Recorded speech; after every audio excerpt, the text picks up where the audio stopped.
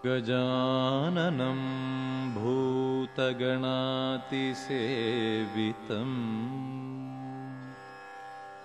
कपित्थजम्बुफलसारभक्षितम् उमासुतं शोकविनाशकारणम् नमामि विघ्नेश्वरपादपङ्कजम्।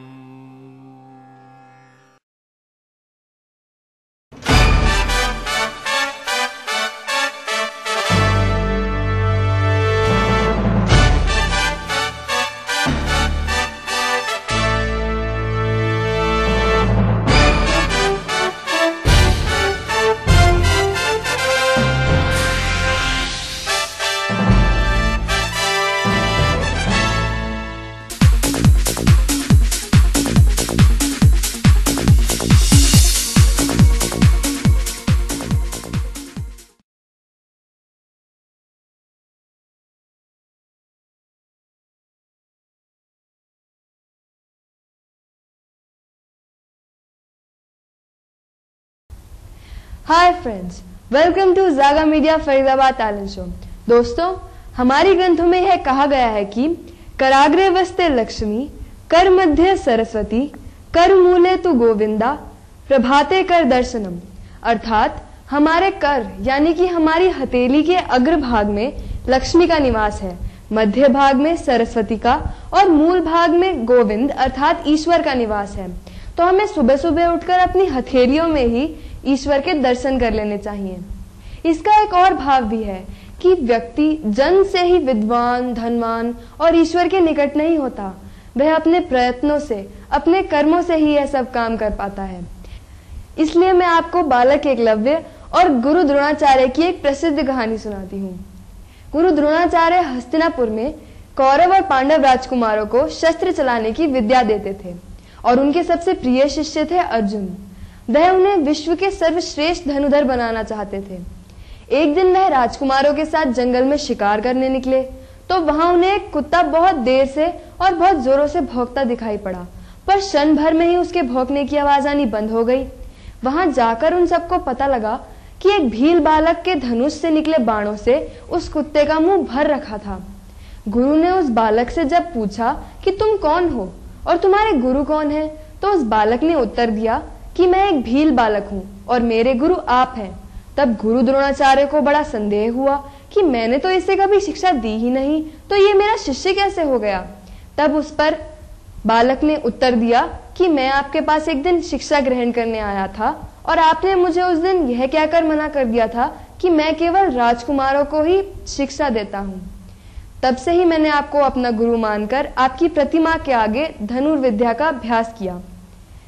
पर गुरु द्रोणाचार्य को यह संदेह होने लगा कि कहीं ये बालक अर्जुन से ही धनुर्विद्या में आगे न निकल जाए। तो गुरु द्रोणाचार्य ने उस बालक से गुरुदक्षिणा के रूप में उसके दाहिने हाथ का अंगूठा मांगा और उस बालक ने भी सहर्ष अपना अंगूठा काट के उन्हें गुरुदक्षिणा के रूप में दे दिया। ये बालक था एकलव्य। आज भी वनवासी धनुर्विद्या का अभ्यास करते हुए या धनुष बाण चलाते हुए अपने अंगूठे का इस्तेमाल ना करते हुए अपनी 2 उंगलियों का इस्तेमाल करते हैं। ऐसे ही एक आधुनिक द्रोणाचार्य जो कि अनजान पर प्रतिभावान एकलव्यों की प्रतिभा को छीनने की जगह उनको सहारा देते हैं। तो आइए बात करते हैं मिस्टर रमेश डागर से, जो कि Rahul public senior secondary school के प्रिंसिपल हैं और प्राइवेट स्कूल एसोसिएशन के प्रेसिडेंट भी हैं। तो चलिए उनसे कुछ बातचीत करते हैं। आज हमारे बीच हैं जाने माने शिक्षक श्री रमेश डागर जी। श्री डागर जी फरीदाबाद प्राइवेट स्कूल एसोसिएशन के प्रेसिडेंट हैं और राहुल पब्लिक स्कूल के प्रिंसिपल हैं। श्री डागर जी, स्वागत है आपका इस शो में। थैंक यू मैडम, आपका बहुत बहुत स्वागत है। आप जो हमें ये समय दे रहे हो इसके लिए जो है जागा मीडिया का मैं खासकर धन्यवाद करता हूँ कि उन्होंने जो टैलेंट शो चलाया है बच्चों के लिए, बच्चों के फ्यूचर के लिए एक बहुत अच्छी चीज़ है। मैं आप सबको बताना चाहूँगी कि श्री डागर जी फरीदाबाद प्राइवेट स्कूल एसोसिएशन के प्रेसिडेंट लगातार 3 साल से चुने गए हैं। इसके लिए मैं आपको बहुत बहुत शुभकामनाएं देती हूँ सर। सर, हम अपने प्रश्नों की ओर बढ़ते हैं, आपका समय ज़्यादा ना लेते हुए। पहले मैं आपसे ये पूछना चाहूँगी कि शिक्षा के क्षेत्र में आप कितने साल से जुड़े हुए हैं? शिक्षा के क्षेत्र में मैडम मैं 22 साल से जुड़ा हुआ हूँ। जब मैंने एमकॉम की थी तो उसी के बाद मैंने शिक्षा के क्षेत्र से जो है जुड़ा हुआ हूँ, और my qualification is MCom BEd, और उसी समय से हम शिक्षा के क्षेत्र से जुड़े हुए हैं। इसका मतलब आपका काफ़ी सालों का एक्सपीरियंस है इस फील्ड में। हाँ बिल्कुल। अच्छा सर, और आपकी ये एसोसिएशन जो है इसके बारे में हमें कुछ बताइए।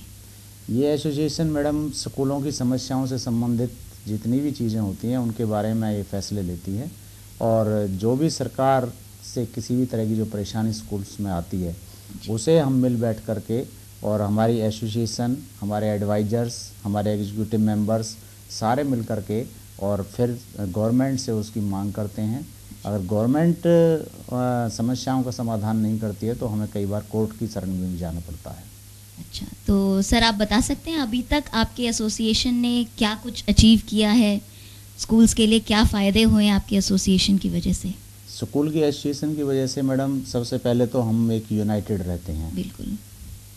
जो गेट टुगेदर हमारी होती रहती है, हाँ जी। एक दूसरे से इंट्रोडक्शन होती है। तीसरी चीज़, गवर्नमेंट की ओर से कई परेशानियाँ आती हैं, जैसे पहले प्रोफेशनल टैक्स गवर्नमेंट ने लगाया था तो उसको हमने हाई कोर्ट में चैलेंज किया, और उसके बाद फाइनेंस मिनिस्टर चौधरी वीरेंद्र सिंह को हमने बुलाया था टीचर्स डे पर। हाँ जी। तो उनसे हमने ये मांग रखी थी कि सर ये एग्जेम्प्ट करिए आप, क्योंकि स्कूल जो शॉप्स नहीं है, शॉप एक्ट का स्कूलों पर लगना अनुचित है, और उन्होंने हमारी इस मांग को माना और उसको एग्जेम्प्ट किया। दूसरी अचीवमेंट कि हाउस टैक्स स्कूलों पर लगाया गया, लेकिन मैं ये कहना चाहूँगा कि schools are not the houses, और जब स्कूल हाउस नहीं है तो हाउस टैक्स का कोई मीनिंग नहीं बनता। तो उसको भी हमने हाई कोर्ट में चैलेंज किया, और वहाँ पर भी हमें हाई कोर्ट से स्टे मिला।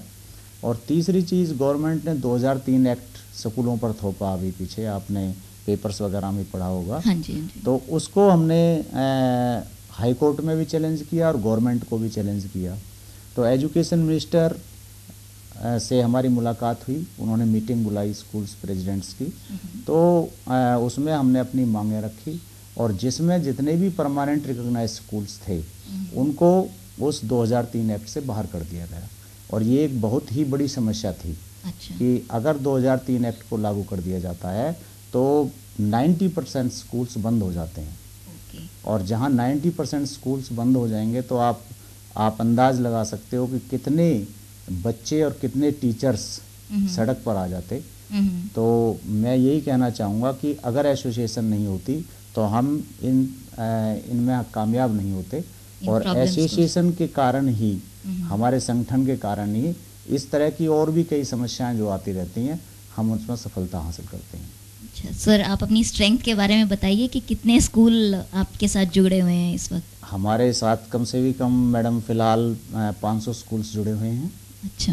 हाँ, 500 स्कूल्स। ये एसोसिएशन बदरपुर बॉर्डर से लेकर और होडल, हसनपुर, पलवल, इसमें सभी स्कूल्स हमारे एसोसिएशन से जुड़े हुए हैं। और ये पूरा कुछ क्षेत्रीय एसोसिएशन भी हमारी बनी हुई हैं। तो पूरी जो है स्कूल्स, कई बार अलग अलग एसोसिएशन भी एक छत्र के नीचे आ जाती हैं जहाँ स्कूलों का इंटरेस्ट होता है। अच्छा। तो उसके लिए लगभग 500 स्कूल हमारे से जुड़े हुए हैं। ओके सर, एक क्वेश्चन मैं आपसे करना चाहूँगी जो आजकल के बच्चों के ऊपर है। यस। आजकल की जो पीढ़ी है और जो 15 साल आपका इतना एक्सपीरियंस है, 15 साल पहले के जो बच्चे थे और आज के जो बच्चे हैं उनमें काफ़ी फ़र्क है, ये आपको भी दिखता होगा। Yes. उनके बिहेवियर में या उनके मतलब पेरेंट्स को रिस्पेक्ट देने में या टीचर्स को रिस्पेक्ट देने में।